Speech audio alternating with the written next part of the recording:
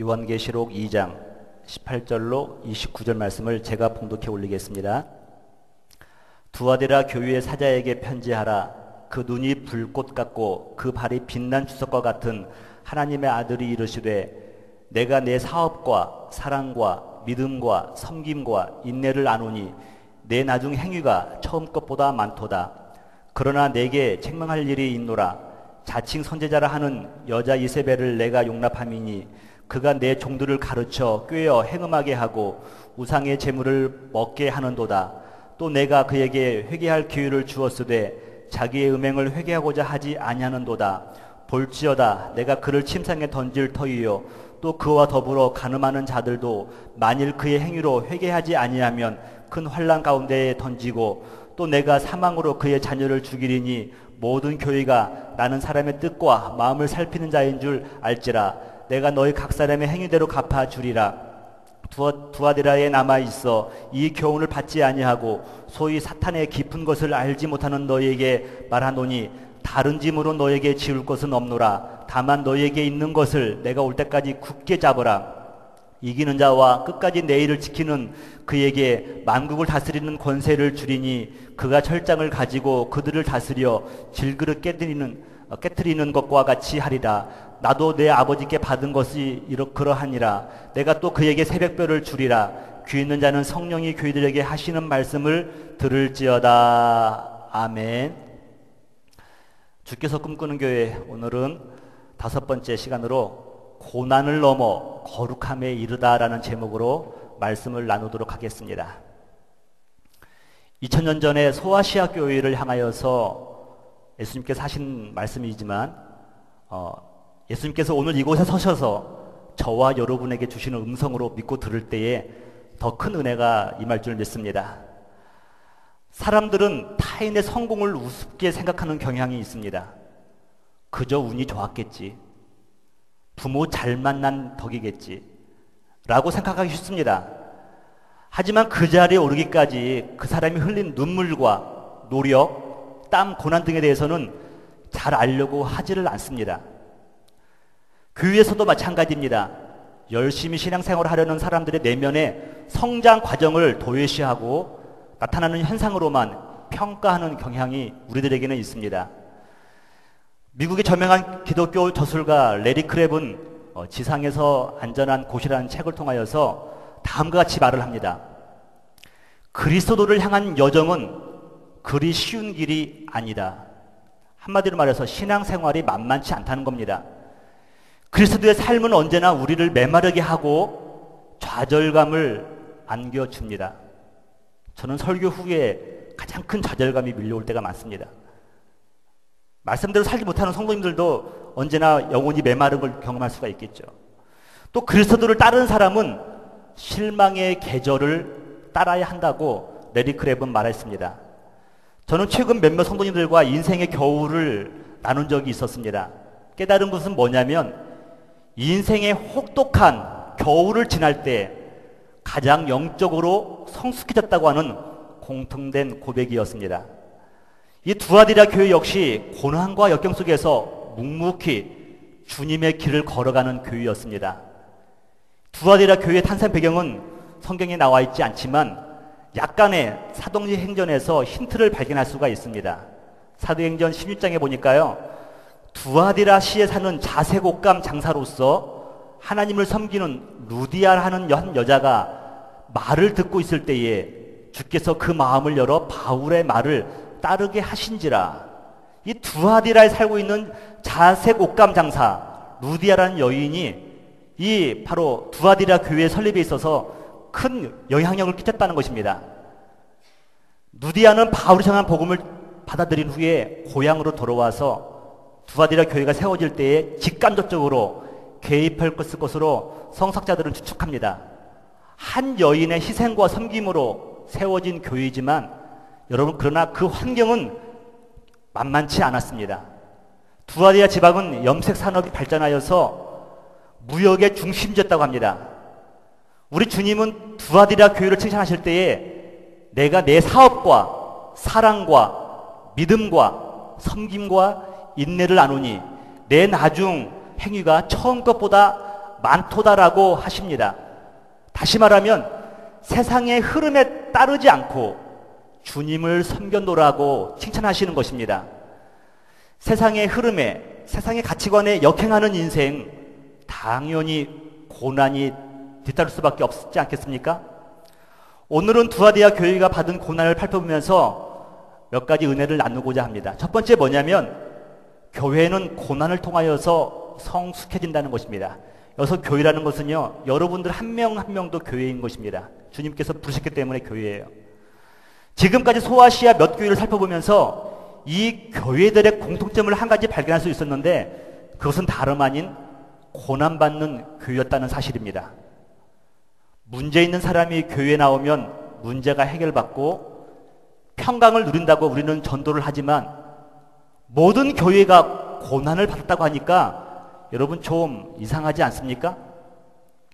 혼자서 곰곰이 묵상해 보았습니다. 왜 그럴까? 한 가지 깨달음이 오는데 이 교회의 머리 대신 그리스도께서 먼저 고난을 받으셨다는 사실입니다. 그러니까 주의 몸된 교회가 고난을 받는 것은 당연한 일이 아니겠습니까? 머리가 고난을 받는데 몸은 어떻겠습니까? 당연히 고난 받겠죠. 또 교회의 지체들인 성도들이 고난을 받는 것은 어찌 보면 너무나 당연한 것입니다. 주님의 뒤를 따라 고난의 길을 갈 수밖에 없다는 결론이 나옵니다. 초대교회 성도들의 고백은 주께서 고난을 받으셨으니 우리도 고난을 받는다라고 고백하였습니다. 여러분, 그러나 그리스도를 주로 섬기는 성도들에게 오는 고난은 결코 무의미한 것들이 아닙니다. 불같은 시험과 고난이 우리를 죽이기보다는 오히려 우리를 자유하게 만든다는 것입니다. 왜냐하면 고난은 우리를 묶고 있던 모든 결박을 태워버리기 때문에 그렇습니다. 다니엘의 세 친구 사드락과 메색, 아벳느고는요, 우상에 절하지 않았기 때문에 평소보다 7배 뜨거운 풀무불에 던져질 운명에 처했습니다. 그들의 손과 발은 묶였습니다. 결박되었습니다. 그들의 불 가운데 던졌던 사람들이 그 불에 죽임을 당하였습니다. 그러나 이게 웬일입니까? 다니엘의 세 친구는 머리털 하나 상하지 않고 오히려 그들을 결박하였던 묶었던 끈만 태워진 것을 발견할 수가 있습니다. 다니엘서 3장 25절입니다. 왕이 또 말하여 이르되 내가 보니 결박되지 아니한 네 사람이 불 가운데 다니는데, 여러분 분명히 결박하여 던졌거든요. 불같은 시험으로 던졌거든요. 그런데 성경에는 뭐라고 나왔냐면 결박되지 아니한 네 사람이 불 가운데로 걸어 다녔다라고 말씀하고 있습니다. 근데 그들이 상하지도 아니하였고 그 넷째의 모양은 신들의 아들과 같도다 하였습니다. 사드락과 메삭과 아벳느고는 불같은 시험구덩이에서 하나님의 신들의 아들, 바로 예수 그리스도를 만나는 것이죠. 여러분, 오히려 이 고난이 그들을 묶고 있던 결박을 풀어버린 것을 발견하게 됩니다. 고난은 우리로 죄의 결박에서 해방하게 한다고 성경은 말씀하고 있습니다. 베드로전서 4장 1절에 보니까 그리스도께서 이미 육체의 고난을 받으셨으니 너희도 같은 마음으로 갑옷을 삼으라. 이는 육체의 고난을 받는 자는 죄를 그쳤습니다 라고 말씀하고 있어요. 예수님께서 육체의 고난을 받으셨기 때문에 우리도 같은 마음으로 갑옷을 입고, 쉽게 말하면 고난의 옷을 입으라는 거예요. 그 결과 뭐냐면 육체의 고난을 받는 자는 죄를 그쳤다라고 말씀하고 있습니다. 고난이 꼭 우리에게 불리한 것만은 아닙니다. 또 하나 우리에게 닥쳐오는 고난에 감사할 이유가 뭐냐면은 성도의 고난은 그리스도의 위로를 동반한다는 사실입니다. 성경에서 분명히 약속하고 있는 말씀입니다.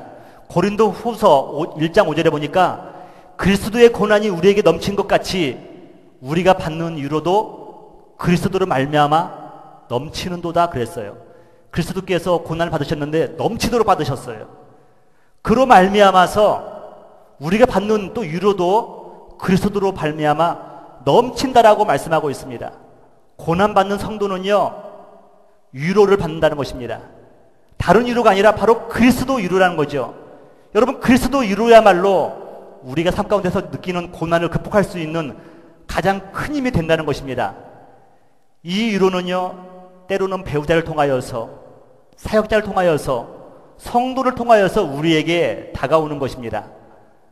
저는 제 아내와 이런 약속을 했습니다. 우리의 섬김을 통하여 성도들이 그리스도의 사랑과 위로를 느끼도록 하자. 이것이 저의 가정의 소원이었던 거예요. 근데 어저께 저희 아내가 이제 선교지 돌아왔는데 장로님이 저한테 그러는 거예요. 목사님, 사모님 좀 잘 챙겨주세요. 사모님 몸이 말이 아니라는 거예요. 이 모든 것이 목사님 책임입니다. 그러는 거예요. 제가 찔리는 바가 있었어요. 제 가장 가까운 아내조차도 사랑하지 못하면서 알지 못하는 사람들을 사랑하겠노라고 하는 막 구호유치는 제 모습이 참 부끄러웠습니다. 여러분, 사람 옆에 있는 주님이 세워주신 천사들을 통하여서 우리는 고난 중에 위로를 받을 수가 있습니다. 그것이 바로 그리스도의 위로라고 성경은 말씀하고 있어요. 또한 교회와 성도의 고난은요, 하나님께서 인도하시고 계획하시는 곳으로 자기의 백성들을 보낸다는 사실입니다. 성령께서 마가의 다락방에 임하였을 때 120문도가 기도하다가 성령을 받았습니다. 그들은 너무도 그 성령 충만이 좋았기 때문에 흩어지지 않고 예루살렘 교회에 모여서 기도하기에 힘씁니다. 교제하기에 힘씁니다. 말씀을 나누고 성찬식에 힘씁니다. 근데 여러분, 하나님 보시기에 그들에게는 복음을 따뜻하게 전해야 될 사명이 있는데 여기가 좋사오니 자기들끼리만 모여 있는 것입니다. 그래서 주님께서는 그들을 흩으시기로 마음을 먹으셨어요.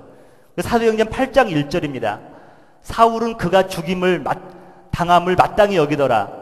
그날에 예루살렘에 있는 교회에 큰 박해가 있어 사도 외에는 유대와 사마리아 모든 땅으로 흩어지니라 라고 성경 말씀하고 있습니다.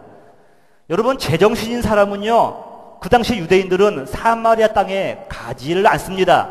왜냐하면 사마리아 땅은요, 사람이 아닌 사람들이 사는 곳으로 보았기 때문에 그렇다는 것입니다. 사마리아 사람들을 업신여기는 땅으로 보았다는 것입니다. 근데 핍박이 오니까 복음을 들고 그들이 흩어지는 겁니다. 여러분, 흩어진 나그네, 디아스포라, 다른 말로 뭐냐면요, 흩어진 씨앗들이라는 거예요. 성령의 능력을 경험하고 복음의 씨앗을 가진 사람들이요, 마치 핍박으로 말미암아서 흩어지고 나니까 어딜 가든지 간에 그곳에서 주의 복음이 자라나고 씨앗이 뿌려져서 열매를 거두게 되었다는 것입니다. 이것이 바로 주님이 주시는 고난이 주는 유익이 아니고 무엇이겠습니까? 따라서 성도의 고통은요, 내가 영적으로 살아있다는 신호이며 성도만이 누릴 수 있는 특권이라는 것입니다. 제가 성경 공부 시간에 종종 드리는 말씀이 있습니다. 건강한 교회가 어떠한 교회입니까? 건강한 가정은 어떤 가정입니까? 건강한 인생은 어떠한 인생입니까? 문제없는 교회, 문제없는 가정, 문제없는 인생이 건강한 것은 아닙니다. 문제없는 교회 없습니다. 문제없는 가정 없습니다. 문제없는 인생 없습니다. 고난 없는 교회, 인생이 복된 것이 아니라 고난 중에도 주님의 위로가 넘친다는 것을 깨닫고 인내하면서 이겨내는 것이 바로 복된 교회예요, 가정이요, 인생인 줄 여러분 믿으시기 바랍니다. 그래서 고난은 하나님께서 우리를 성숙하게 만들기 위해서 허락하신다는 사실을 믿고 이겨내시기를 주님의 이름으로 축복합니다. 두 번째, 고난은 우리를 주님 앞으로 인도합니다. 이 두아디라 교회에 소개되는 주님의 모습은 우리의 마음과 생각을 감찰하시는 분으로 나옵니다. 여러분, 18절에 보시면 눈이 불꽃 같다 그랬어요. 칠흑 같은 밤에도 별빛만 있어도요, 작전을 수행할 수 있는 그런 이렇게 군용기가 있지 않습니까? 근데 예수님의 눈은요, 불꽃 같다고 그랬어요. 숨길 것이 아무도 없는 거죠. 다 보시는 거죠. 또 23절에 보니까 모든 교회가 나는 사람의 뜻과 마음을 살피는 자인 줄 알지라라고 예수님께서는 말씀하십니다. 우리의 뜻과 마음을 다 감찰하시는 거예요. 여러분들은 제 마음 모르지만, 저도 여러분 마음 모르지만 우리 주님은 다 아신다는 거예요. 자칫 하나님께서 우리의 잘못만 보시는 분으로 오해하기 쉬운데 사실은 불꽃으로 바라보시는 이유가 뭐냐면요. 우리의 약함과 부족한 것이 무엇이며 필요한 것이 무엇인지를 보시고 도와주시려고 하는 예수님의 마음이라는 것입니다. 저를 포함하여 모든 사람들은 인생의 질문과 문제가 있습니다. 질문과 문제는 있는데 답을 모른다는 것이 진짜 문제입니다. 여러분, 그 이유는 뭐냐면 그 문제가 정확하게 뭔지를 모르고 살아가고 있기 때문에 그렇다는 것입니다. 그러다 보니까 문제가 뭔지를 모르니까 답을 구하기가 불가능한 것 아니겠습니까? 사람은 스스로에게 질문을 던집니다. 내가 지금 잘 가고 있는 것인가? 우리 가정, 우리 자녀들, 내 사업은 잘 진행되고 있는 것인가? 그러나 어디로 가야 정확히 잘 되는 것인지를 모르기 때문에 자기가 잘 가고 있는지 못 가고 있는지를 알 길이 없습니다. 가끔 교회에 출퇴근할 때 고속도로에 트래픽이 심할 경우가 있습니다. 그럴 때 가끔 로컬은요, 좀 한가할 때가 있어요. 8차선 프리웨이는 꽉 막혀 있는데 로컬 길은 좀 비어 있습니다. 여러분에게 한번 제가 여쭤볼게요. 어느 길이 좋은 길입니까? 어떤 분은 그래도 프레이가 낫다고 하시는 분이 계실 것이고 어떤 분은 로컬이 낫다고 말씀하시는 분이 있을지도 모르겠습니다. 근데 답은 이거 같아요. 목적지까지 안내하는 길이 좋은 길이에요. 아무리 8차선 비어있을지라도 반대 방향으로 비어있다고 한다면요, 빨리 간 만큼 우리는 더 돌아올 일만 고생입니다. 느리더라도 더디 가더라도 목적지로 인도하는 길이 좋은 길이라는 것을 알아야 합니다. 여러분들은 그 좋은 길로 지금 가고 계십니까?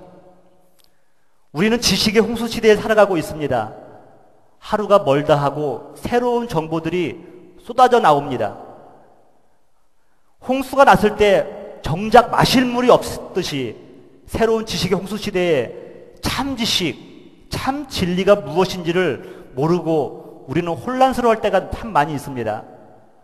아무리 새로운 정보를 할지라도 조금만 시간이 지나고 나면 옛 정보가 되고 말기에 무엇이 참 지식이며 진리인가를 우리는 혼돈하게 됩니다. 또 수많은 사람들은 누구나 제 수명대로 오래 살다가 하나님의 부르심을 받아서 본향으로 돌아가기를 원합니다. 그래서 건강이 좋다고 하는 것은 다 먹습니다. 저희 집 가족 중에서요, 누구라고 말할 수 없는데 개구리 뒷다리도 먹는 사람이 있어요. 저희 집 가정에. 몸에 좋다는 걸 알았는지 먹더라고요. 여러분, 그런 것들이 조금 도움이 될지는 모르지만 이 땅에서 영원한 생명을 담보해 주지는 않습니다. 이렇게 사람들은 저마다 질문들은 있지만 해답을 모릅니다. 그러나 예수님은 그들에게 인생의 해답을 던져주고 계십니다. 요한복음 14장 6절입니다. 예수께서 이르시되 내가 곧 길이요 진리요 생명이니 나로 말미암지 않고서는 아버지께로 올 자가 없느니라 라고 말씀하고 있습니다. 여러분 왜 세상에서 길을 찾아 헤매십니까? 예수님께서는 분명히 길이라고 말씀하고 계시는데 왜 여러분 세상의 많은 진리 때문에 지식 때문에 머리 아파하십니까? 예수님은 본인께서 진리라고 말씀하십니다. 여러분 언젠가는 하나님 앞에 서야 될 우리의 육신은 연약한 것인데 왜 천년만년 살 것처럼 우리는 붙잡고 있습니까? 예수님 말씀하십니다. 내가 곧 생명이라고 말씀하고 계셔요. 이 불 같은 눈으로 우리의 문제를 보고 계십니다. 풀리지 않는 문제가 무엇인가를 주님께서 보시면서 우리에게 정확한 대답을 던져주고 계시는 것입니다. 우리 주님은 우리가 힘들 때 함께 슬퍼해 주시고 우리가 절망 가운데 있을 때 우리를 위로해 주시는 분이십니다. 여러분 소위 잘 나가는 사람들은, 성공했다는 사람들은 너무 바빠서 주님을 찾을 시간이 없습니다. 그들은 말합니다. 실적으로 약한 사람들이나 세상에서 루저들, 패배자들이나 주님을 찾는다고 그들은 말을 합니다. 그러나 이들도 주님이 주신 고난을 만나면 상황이 변하게 되는 거죠. 성경에 보면 잘 나가던 다윗왕, 그는 얼마나 잘 나갔냐면요, 원하는 것은 뭐든지 얻을 수 있는 사람이었습니다. 자기의 충신 우리아의 아내 바세바를 아내로 맞아들이기 위해서 얼마나 나쁜 짓을 했는가를 여러분 잘 알 것입니다. 여러분, 그러나 잘 나가던 그의 인생이었지만 하루는 나단 선지자가 찾아와서 말을 합니다. 당신의 죄악으로 말미암아서 당신과 바세바 사이에 태어난 아이가 죽을 것이라고 말을 합니다. 잘 나가는 인생이었지만 하나님께서 한번 어루만져 주시니까요, 하나님이 한번 주물러 주니까요, 바짝 엎드리게 됩니다. 식음을 전폐하고 하나님께 엎드려져서 기도하기 시작합니다. 여러분, 그 모습이 얼마나 초라하냐면요, 씻지도 않습니다. 먹지도 않습니다. 최초한 모습입니다. 그 모습으로 주님 앞에 나아갑니다. 저는 세상의 관점을 볼 때는 참 최초한 모습이지만 다윗의 일생 중에서 가장 멋진 장면이 바로 이때라고 저는 생각합니다. 이때 지은 시가 바로 시편 51편 아닙니까? 왜냐하면 하나님을 만나고 나니까요, 자신의 의로는 구원을 받을 수 없다는 것을 깨달았기 때문입니다. 나보다 나를 더 잘 아시는 주님, 고난은 주께서 우리 교회를, 우리 가정을, 나를 주님 앞으로 인도하신다는 사실을 깨달으시고 믿으시기를 주님의 이름으로 축원합니다.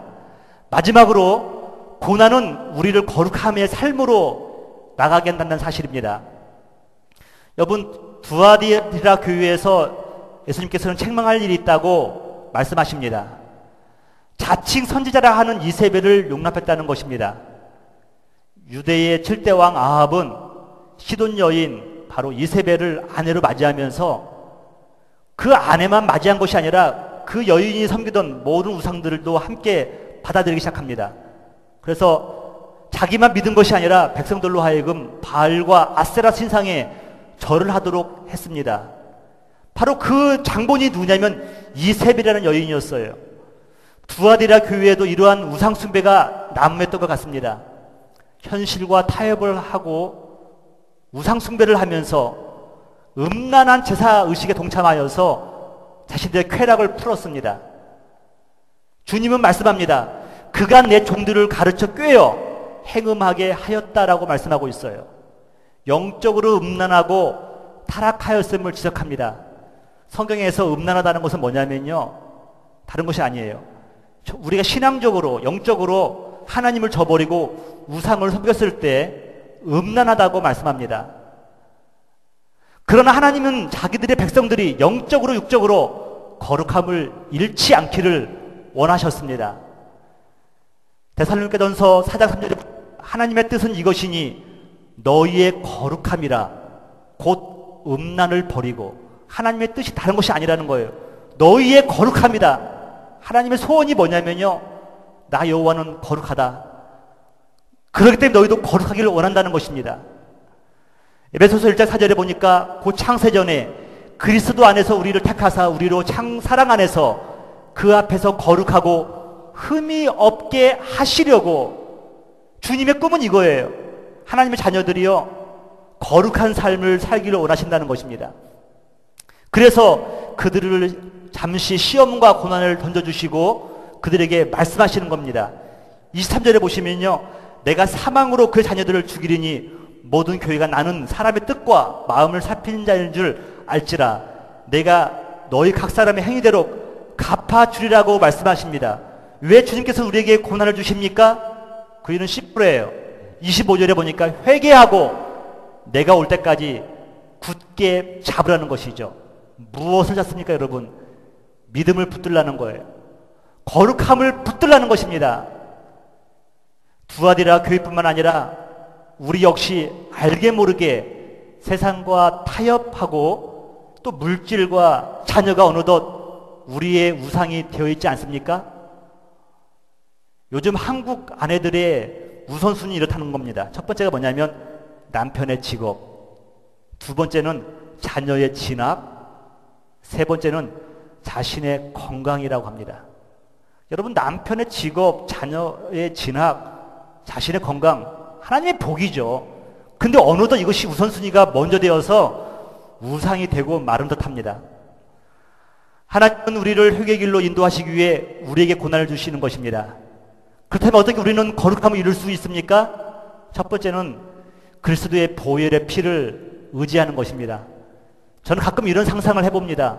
수영을 하는데 그리스도의 그 보혈의 강에서 한번 수영을 하고 싶은 거예요.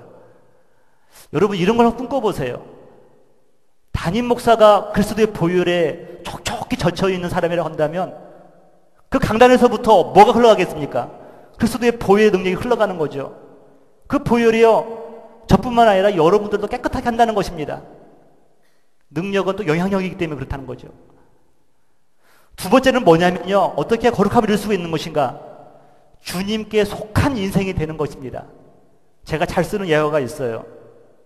저희 집에는 저의 칫솔이 두 개가 있는데요, 하나는 새 것이고 하나는 오래 쓰던 것이에요. 근데 가끔 제가 화장실을 다른 곳에 쓸 때 거기에는 오래된 저의 쓰던 제 칫솔이 있습니다. 뭐 날도 무뎌졌고 거기 이물질도 가끔 끼어 있죠. 여러분 근데 흐르는 물에 잠깐 씻은 다음에 저는 그걸로 양치질을 할 수가 있습니다. 그 이유가 뭐냐면요, 깨끗하기 때문에 그래요. 여러분들에게 제가 100불 드릴 테니까 한번 해보실래요? 할 수 있는 사람은 별로 없을 겁니다. 그 이유는 뭐냐면 여러분 것이 아니기 때문에 그래요. 거룩하다, 깨끗하다는 것은 뭘 의미하냐면 내 거라는 것의 의미가 있습니다. 내 것. 하나님께서 백성들을 향해서 너희는 거룩하다라고 말하는 것은 뭐냐면 너희는 내 것이라는 것이에요. 아무리 오래된 칫솔이 할지라도 내 것은 깨끗한 겁니다. 저와 여러분들이 주님의 것이 되는 순간 우리의 과거가 어떻든 간에 내가 어떠한 잘못을 했건 간에 중요한 것이 아닙니다. 우리는 이미 거룩한 인생이 됐다고 성경에서는 말씀하고 있는 것입니다. 그리고 내 능력이 아니라 은혜의 힘으로 살아갈 때 우리는 거룩한 삶을 살 수가 있는 것입니다. 여러분 내 힘으로 아무리 의롭게 살려고 한다 할지라도 우리는 부족한 사람이기 때문에 늘 우리는 하나님 앞에서 부끄러운 일밖에 할 수 없습니다. 그러니 우리가 살아갈 때 은혜의 힘으로 살아가는 겁니다. 그리스도의 십자가의 보혈의 은혜로 살아가는 겁니다. 십자가의 능력을 붙들고 살아가는 겁니다.